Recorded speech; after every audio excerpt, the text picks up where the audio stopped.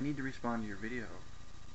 Um, and if I don't, then I'm going to have a giant gulp of nasty negativity to drink in the morning, because you have personally reached out to me on more than one occasion. And I don't know if you remember, but I certainly remember that. And I know at the time that made a big difference for me. And if you had said anything, then who knows what the results might have been. But that wasn't the case.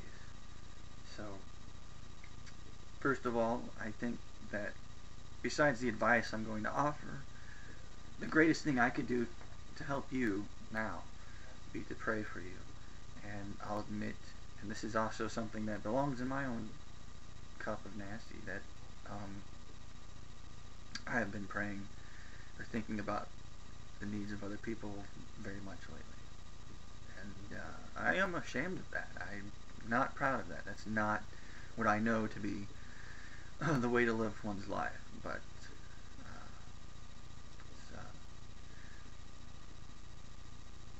my own. That's my poison thought at the moment. And so maybe this is an opportunity for me to do something about that. And man, it's not easy to make this video for you. I feel like, I just want you to feel good. I want you to feel great. You're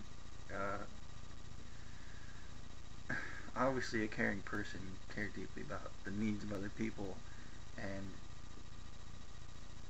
you probably feel your worst when you can't help other people, because you can't even help yourself, right? I mean, right now you don't know what to do to help yourself feel good again, So that's when some of us need to step up, and obviously reading through the comments, many of us have stepped up for you, and I know that you are usually there willing to help us when we need it. So you deserve to feel better, and who knows, we'll see if any of this works. So my advice for you, to be summed up in one word, is attitude. I was just thinking about times when I was, well, for most of my adult life I had a persistently shitty attitude. So that made it difficult to deal with anything. So if you, using your metaphor, if you have a cup that is being filled by your own negative thoughts that are coming from your own mind as you wake up in the morning, obviously brewing in your mind throughout the day and throughout the night as you sleep, and they're there for you in the morning, and they greet you in this digestible form that is essentially poison, then what's to say that attitude is the digestive fluid, that you can use to maybe lessen the effects of the poison after you drink it. Now, I don't know what the source of these thoughts are. I don't know if it has to do with entirely, I don't know specifically what circumstances you're facing, or who has personally let you down. But so what I mean is, I can't really offer you a way of stopping the negativity all out. But if you must drink of it, if you must deal with it, which is is a good thing to do, because you don't want it to fill up into an unbearable amount. You don't want it to ferment, because that just causes more harm. So if you must deal with it, then attitude is the next best thing, because it can lessen the poison that the effect of the poison can be diminished, and that's definitely a good thing, and who knows, maybe over time you just become resistant to the poison. I mean, honestly, it's a great metaphor for life in general, and for depression, which is what I would just flat out call it. You know, whether it's clinical or whatever. You know, it's just self deprecation in general. And it doesn't help when things in life, people, or the world in general, right? I mean, like I said before, if you're somebody who cares about other people, obviously, you know, that's going to affect you from time to time. You know, the world is constantly hurting. People are constantly hurting each other. And there's just so much one person can do, and eventually, you know, someone like you is going to feel that and hurt by it.